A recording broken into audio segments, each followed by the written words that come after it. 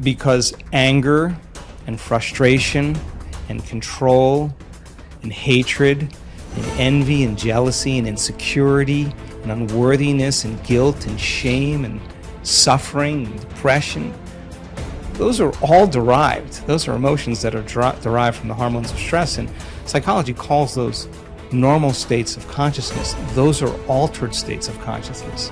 Because in stress, the physiology is that we're knocked out of homeostasis, we're knocked out of balance because we're perceiving some threat, some danger, some emergency.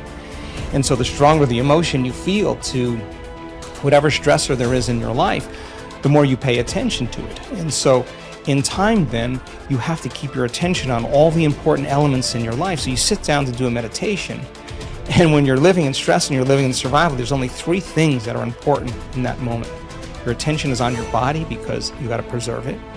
Your attention is on something in your environment, and what's in your environment? People, objects, things, places, and you're very preoccupied with time. And when you're in stress and you're in survival, the brain goes into a default mode, and it's naturally trying to predict the next moment based on what it's learned in the past.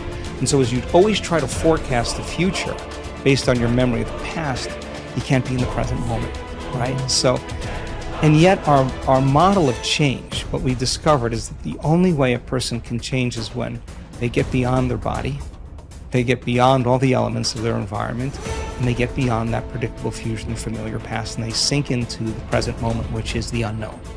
So if you can't do that because of the hormones of stress, most people will sit down and they'll say, okay, I'm going to close my eyes, I'm going to start this process where I'm going to rehearse how I'm going to be today, and they start thinking about their cell phone. They start thinking about all their emails, and they start thinking, I can't meditate. There's something wrong with me. It's my mother's fault, And they actually believe that thought to be the truth, and then they get up and they actually reaffirm it and say, I can't meditate. Now, I can tell you that if you are willing to see that thought as just a thought in your brain, and you're curious what's on the other side of that thought, yeah, you're going to feel uncomfortable. But if you had some tools and skills to apply, and you were able to take your attention off your cell phone and settle your body back down into the present moment, that would be a victory. And then your body would say, come on, you gotta feel a little frustration now, you gotta be impatient, you gotta be judgmental, come on, that's what you always think, that's how you always feel.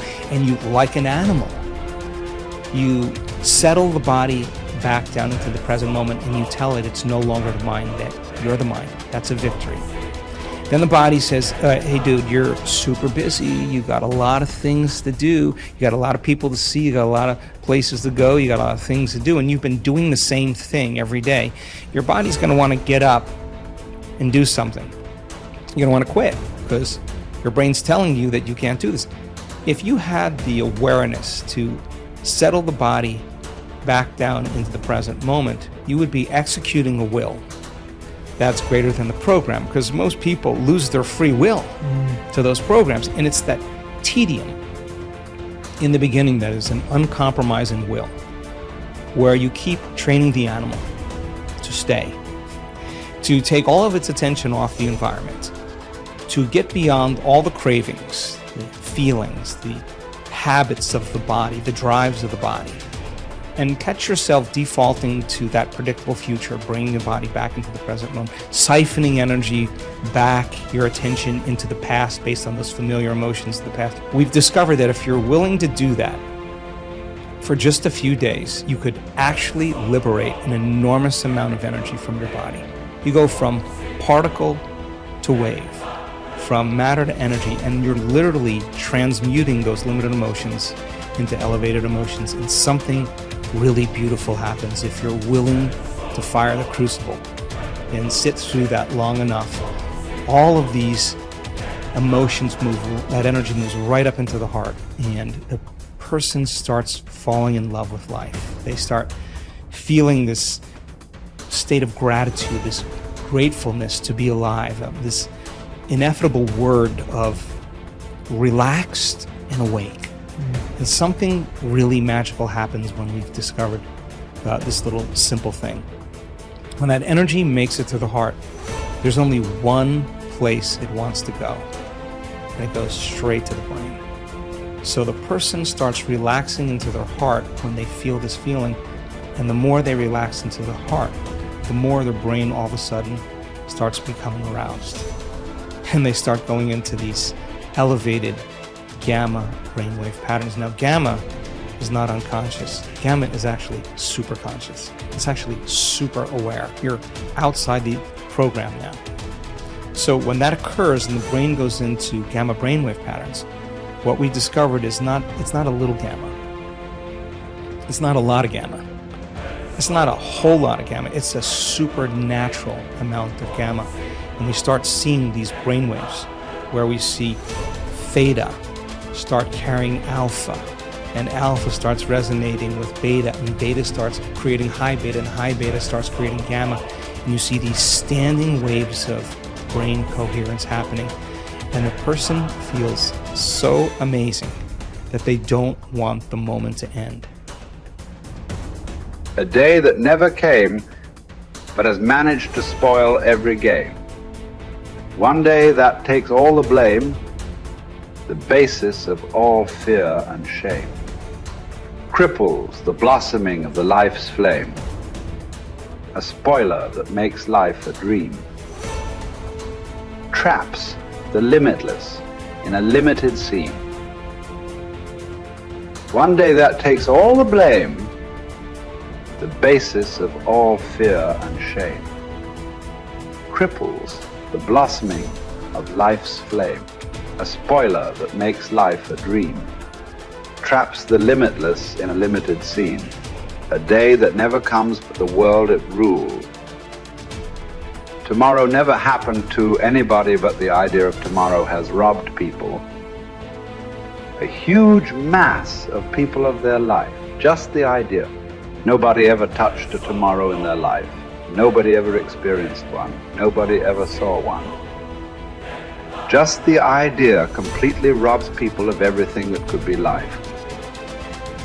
You can only behold now.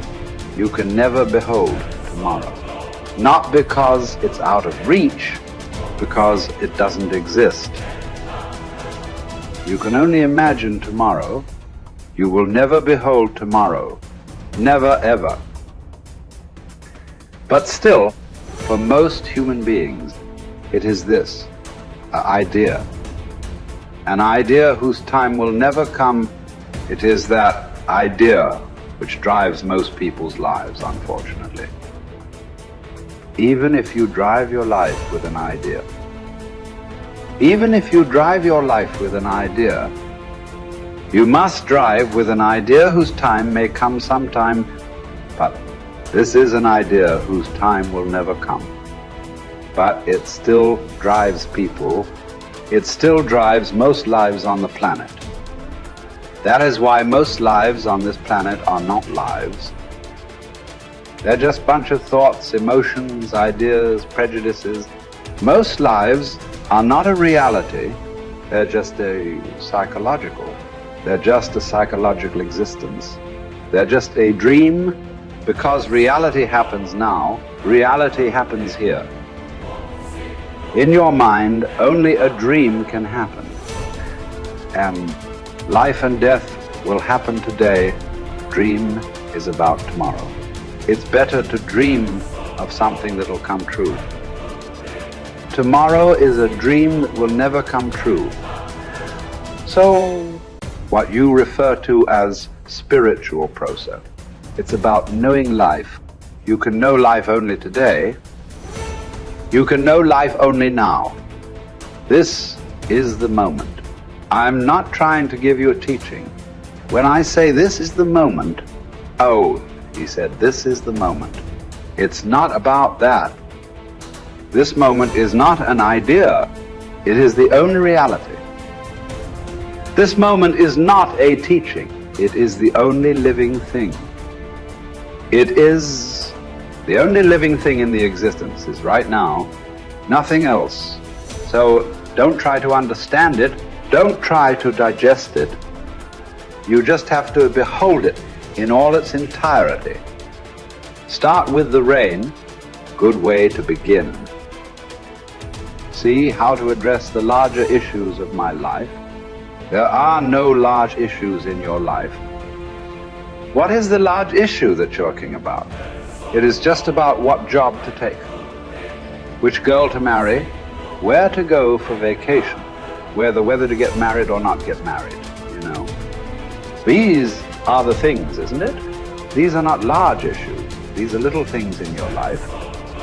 Yes. Oh, is it just a small thing whom I get married to? I'm not saying it's a small thing, but as an issue, it's a small issue. Little issue as a consequence to your life. Yes, it has many things. But this is something that human beings have done for millions of years. We have enough experience on these things, isn't it?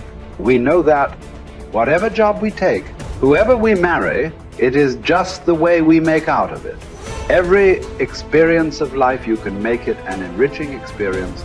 Every experience in your life, you can make a curse out of it. See, there is nothing wrong in your job, whatever job you're doing. There's nothing wrong getting this job. There's nothing wrong in losing this job. There is nothing wrong in getting married. There's nothing wrong in getting divorced. There is nothing wrong in not getting married. There is nothing wrong in anything. There is nothing wrong in this or that, but it is just that you make misery out of it. That's wrong. You do this, you make misery out of it. If you do that, you make misery out of it. That's what is wrong with you. So you got married. Is it wrong? That's not the point. There's nothing wrong with it. You did not get married. Is it wrong? No, there's nothing wrong with it. That's wonderful too. You got divorced. Is it wrong? No, that's also wonderful. It is just that you make misery out of everything. That's what is wrong. You just address that one issue, everything will be settled. That's what we are looking at. How not to make misery out of everything? If this one thing is settled, everything is settled, isn't it? Yes, if you know how to walk through this world joyfully, through marriage and divorce and celibacy and everything, if you know how to walk through this joyfully, what is the problem? Whatever you do is beautiful, isn't it? If you don't even know how to be happy, don't have such goals as realization. They are very far away from you. Happiness is not just a state of mind, it is just the basis of the quality of life that you live here. Is it such a small thing, happiness? Oh, it's just a state of mind, is it a small thing? So, biggest issue, isn't it? If you are capable of going through this world joyfully, then you could talk about going beyond. If you are not even capable of going through this joyfully, talking about beyond is no good. There is no way. I'm telling you, there is simply no way. For a person who is constantly creating inner battles all the time, how will he deal with the bondages of life? How will he transcend that? There's no question. It doesn't arise in your life. So first thing is working towards to be a blissful human being. If that happens, the rest becomes very simple. Because a blissful human being, once your happiness is not at stake, anything that's needed you will do, isn't it? Right now you cannot do what's needed because always your happiness is at stake. You are thinking which is the right thing to do, which is the right thing to do. There is no right thing to do in your life. There is no wrong thing to do in your life. If you know how not to make misery out of everything that you do, whatever you are doing is the right thing. If you are making misery out of everything that you do, everything that you do is a wrong thing. So that's the only issue you have to look at. Others are all petty things. What does it matter which way you do it?